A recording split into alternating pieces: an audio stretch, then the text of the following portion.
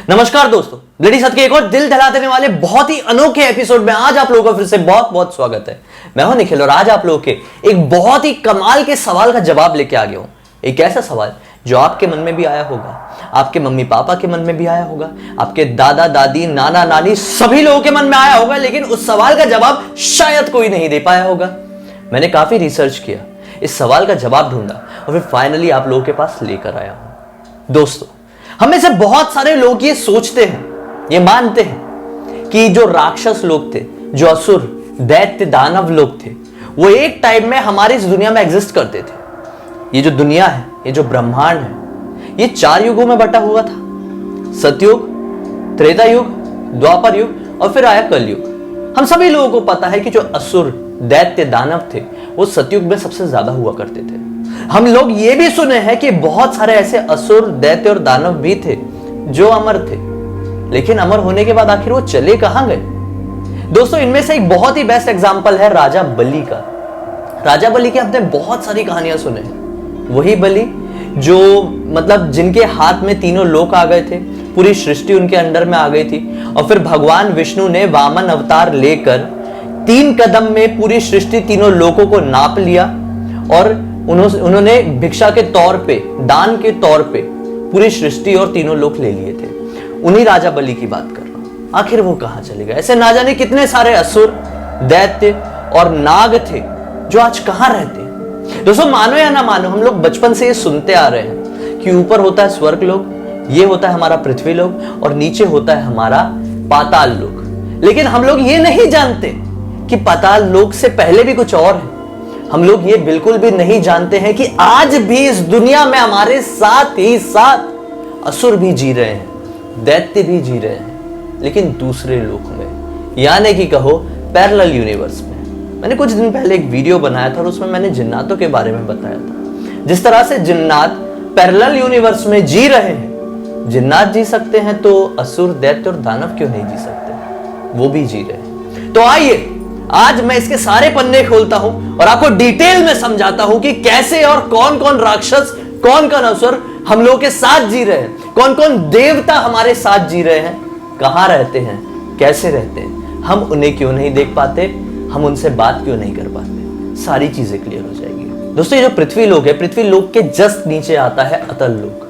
अतल लोक, अतल लोक में एक बल नाम का राक्षस है जो राज करता है। ये मैं नाम का एक बहुत ही खतरनाक और खूंखार राक्षस था, उसका बेटा है। माना जाता है कि बल के पास 96 अलग अलग तरह की मायाएं हैं।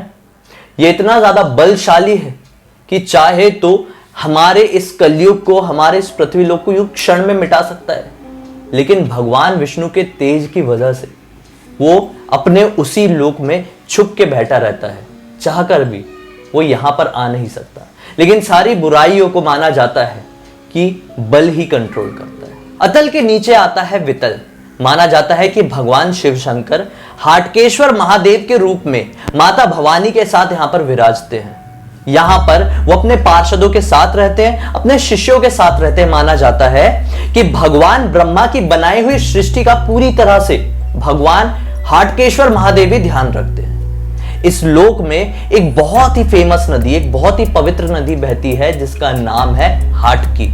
माना जाता है कि भगवान अग्नि उस हाटकी नदी का समय समय पर पानी पीते रहते हैं और जब कभी भी वो पानी थूक देते हैं तो वो पानी हाटक नाम के एक सोने का रूप ले लेता है, जो कि असुरों को, दैत्यों को, दानवों को बहुत पसंद होता है। क्योंकि जो उनकी स्त्रियां होती है, जो उनकी पत्नियां होती है, वो इस हाटक नाम के सोने की ज्वेलरी बनाती है।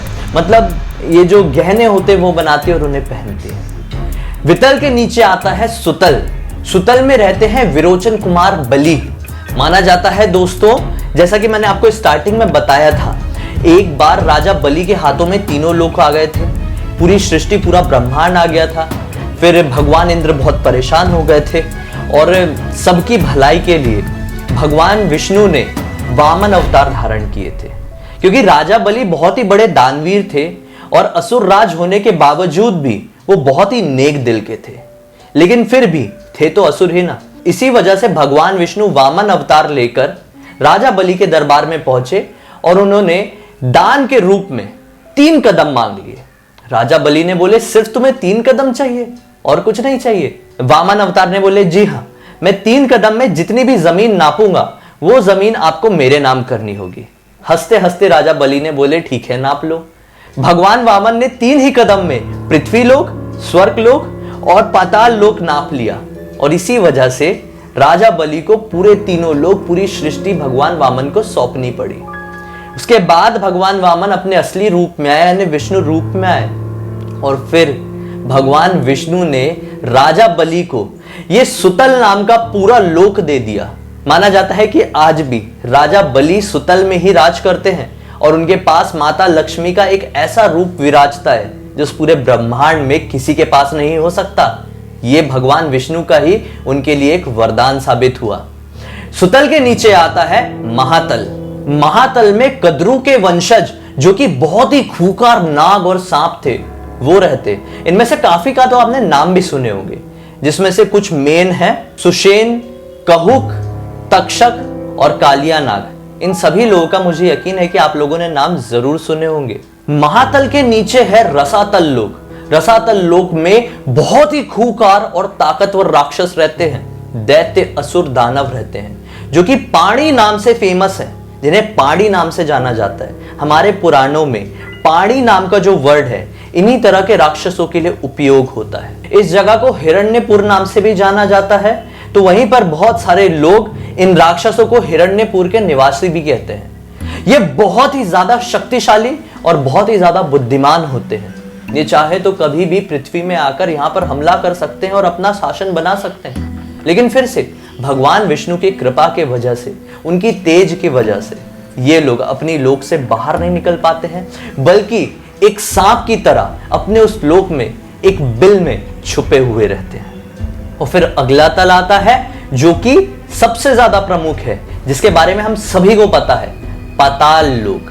दोस्तों, पाताल लोक में वासुकी नाग के साथ सैकड़ों, हजारों, करोड़ों सांप रहते हैं, नाग रहते हैं, जिनके सिर्फ 1 या 5 फन नहीं बल्कि हजारों फन भी हैं, लाखों फन भी है। ऐसा माना जाता है कि हर एक नाग के मस्तक में एक स्पेशल तरह की नागमणि लगी हुई है जो कि बहुत ही ज्यादा रोशनी फैलाती है। वो नाग हमेशा गुस्से में ही रहते हैं और उनके मुंह से सिर्फ आग ही निकलती रहती है। कुछ नागों के नाम है शंख, महाशंख, कुलिका, श्वेत, धृतराष्ट्र, धनंजय और इन सभी में प्रमुख माना जाता है एज यूजुअल वासुकी नाग को ही। इन सभी के गुस्से को कंट्रोल करने के लिए वासुकी नाग ही वहां पर मौजूद होते हैं। हम लोगों ने बचपन में तो ये बात जरूर सुने होंगे ना कि अगर पाताल लोक में बैठे हुए शेष नाग ने अगर अपना फन हिला दिया तो सब कुछ खत्म हो सकता है। ऐसा कुछ तो हमारे कहीं पर जिक्र नहीं मिलता है। इस चीज का जिक्र सिर्फ हमारे नाना नानी, दादा दादी की कहानियों में ही मिलता है।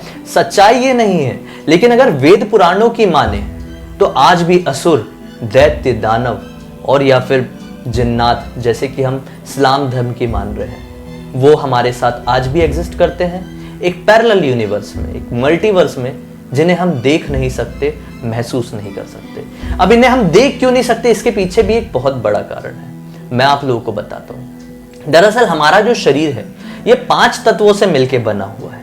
आप सभी लोगों को इनके नाम जरूर पता होंगे, लेकिन ये जो दैत्य, दानव, असुर, जिन, ये जो दूसरी एनर्जीज होती है ना, ये सिर्फ 2 तत्वों से मिलकर बनी रहती है, आग, पानी, ऐसे कुछ। अब हमारे पास 5 तत्व हैं, उनके पास 2 या 3 तत्व हैं। तत्वों में फर्क है, उनका फिजिकल अपीयरेंस नहीं है, उनकी जो एनर्जी है उसमें पृथ्वी तत्व नहीं है। पृथ्वी तत्व हमारा भौतिक शरीर को रिप्रेजेंट करता है, हमारा फिजिकल स्ट्रक्चर, हमारी फिजिकल बॉडी को। अब अगर किसी एनर्जी के पास पृथ्वी तत्व है ही नहीं तो हम उसे देख कैसे पाएंगे? इम्पॉसिबल है। अब वो हमसे ज्यादा स्ट्रांग क्यों होते हैं, मैं आपको बताता हूं। उनका जो शरीर है, उनके शरीर में सिर्फ 2 तत्व हैं, हवा और पानी और आग, कभी कभी 3 भी होता है। उनके तत्वों में आग बहुत ज्यादा होती है, जिन्नातों में भी और असुरों में भी और राक्षसों में भी। आग इतनी ज्यादा होने की वजह से हम लोगों पर वो भारी पड़ जाते हैं, क्योंकि हमारा जो शरीर है वो 5 तत्व की इक्वल क्वांटिटी से बना हुआ है। अब इन 5 तत्वों को इक्वल क्वांटिटी में आप रखो और एक साइड आग लगा दो तो आग ज्यादा स्ट्रांग होगी ही ना। इसी वजह से कई बार वो लोग हमसे ज्यादा स्ट्रांग होते हैं। लेकिन अगर हम लोग स्पिरिचुअली अपने आप को इतना स्ट्रांग बना ले कि हम अपने तत्वों को और ऊपर लेके चले जाएं, तो किसी भी नेगेटिव एनर्जी में इतनी शक्ति नहीं होती है जो हमसे लड़ पाए या फिर हमें हरा पाए या फिर हमें डरा पाए। इसलिए मैं आपको हमेशा बोलता हूं कि इन लोगों से, इन एनर्जी से घबराने की जरूरत नहीं है। इनका अस्तित्व जरूर होता है, लेकिन इन्हें इतना बढ़ावा देने की कोई जरूरत नहीं है, क्योंकि मानो या ना मानो, ईश्वर ने इंसान को ही सबसे ज्यादा ताकतवर बनाया है। इंसान ही ऊपर वाले की एक सबसे अनोखी और सबसे खूबसूरत रचना है।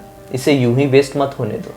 बस इसी तरह से उम्मीद करता हूं कि आपको आज का मेरा ये वीडियो अच्छा लगा होगा। अच्छा लगा है तो इस वीडियो को लाइक कर देना। पहली बार मुझे देख रहे हैं तो इस चैनल को सब्सक्राइब करके बेल आइकन को दबा के ऑल के ऑप्शन में क्लिक करना।